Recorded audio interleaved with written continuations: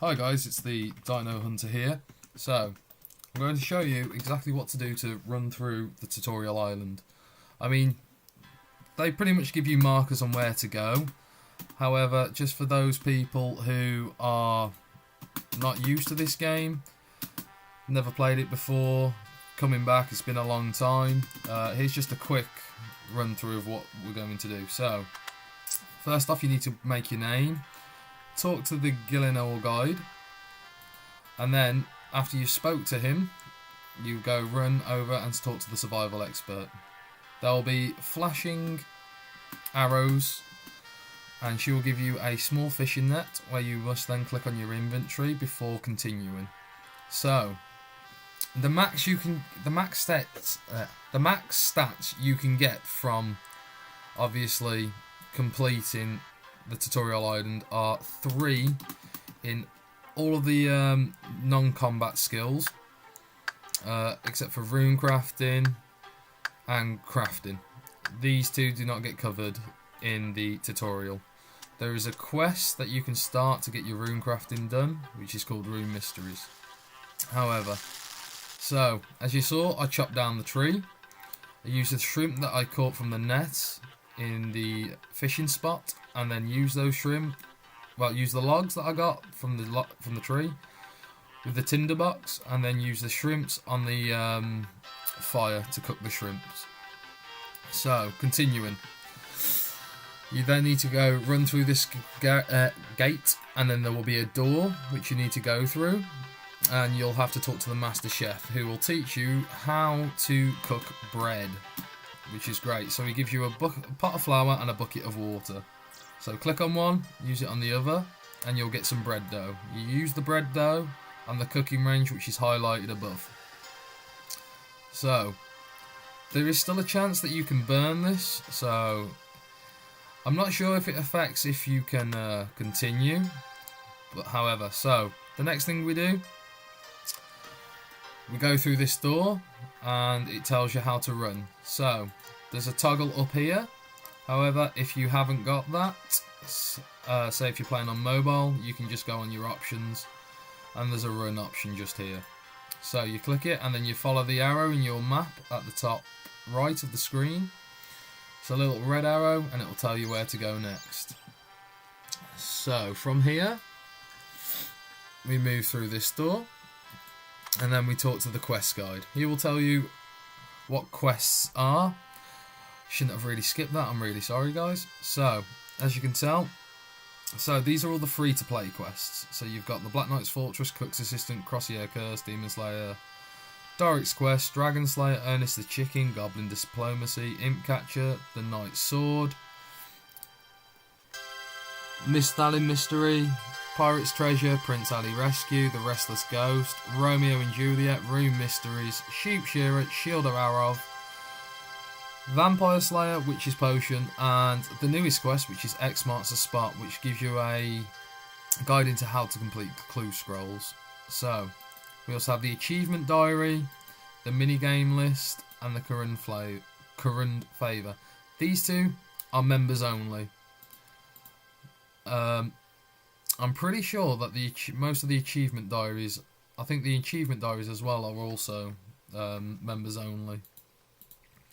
So, we talk to him again.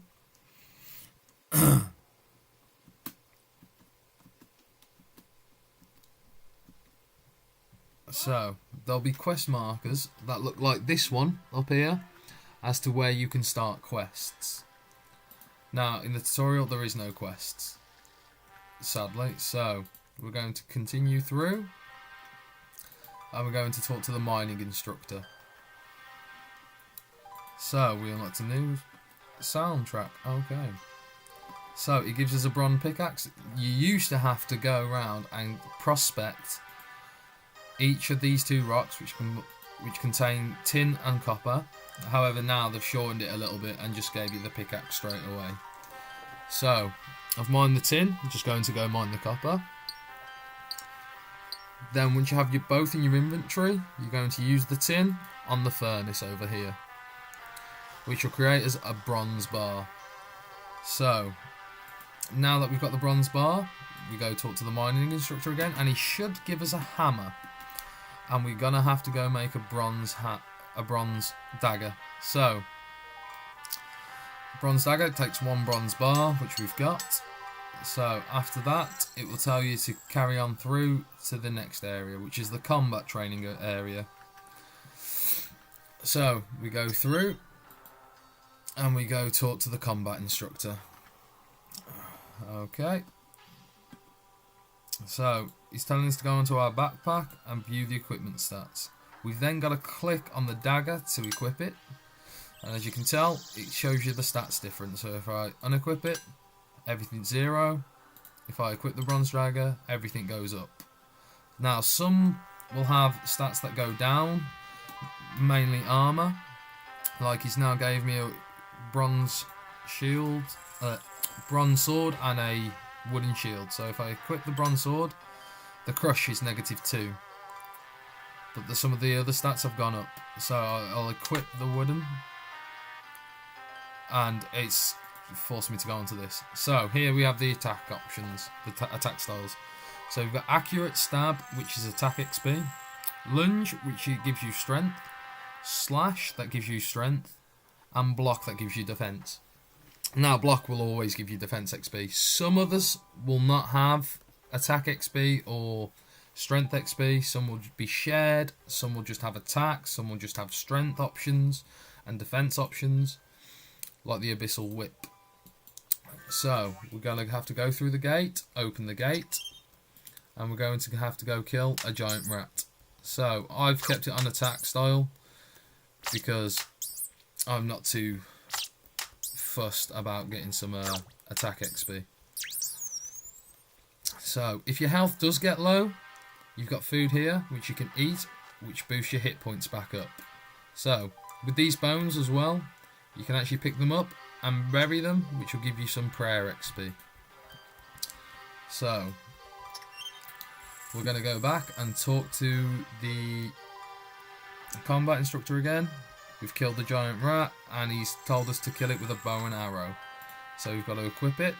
Now, if we go back on the combat options, there's different. So this will only train range, these two at the top. This one will train range and defense. So I'm going to click it on rapid because it just makes it a little bit faster to get the XP and to get the kill. So as you can see, we killed that rat in no time at all. Now sadly can't go back in and get the bones like you used to be able to. You used to be able to get 3 in each of the combat stats as well.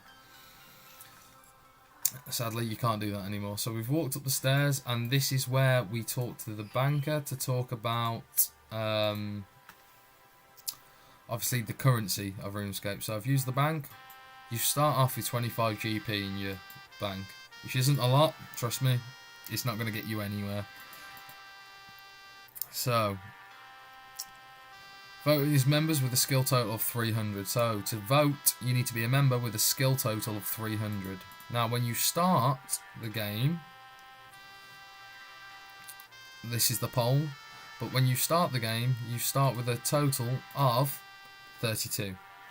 It's 1 in every stat except for your hit points, which starts with 10.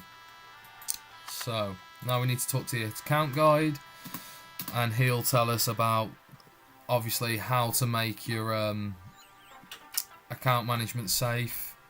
Here we go, gives it us here. So you get upgrade now, view benefits, you can see your inbox, you can change your name, you can have a click link to the old school website and customer support, the high scores, the news archive.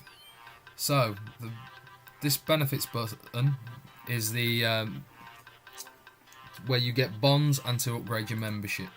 So let's talk to him again.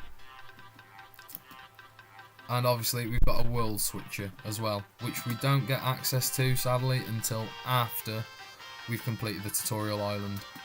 But the world switcher is so you can swap through different worlds and get around Gillinor. So each world has its own separate ping.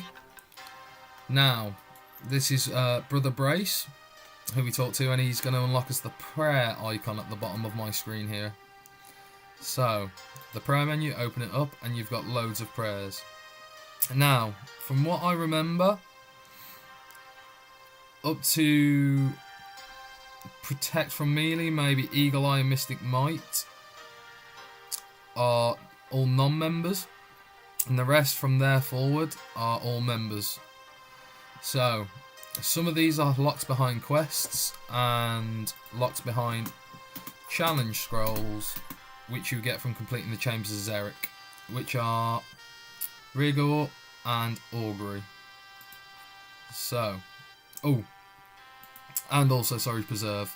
Completely forgot about Preserve. It's not as rare as the other two, and it doesn't cost as much money to buy it from the Grand Exchange if you need to.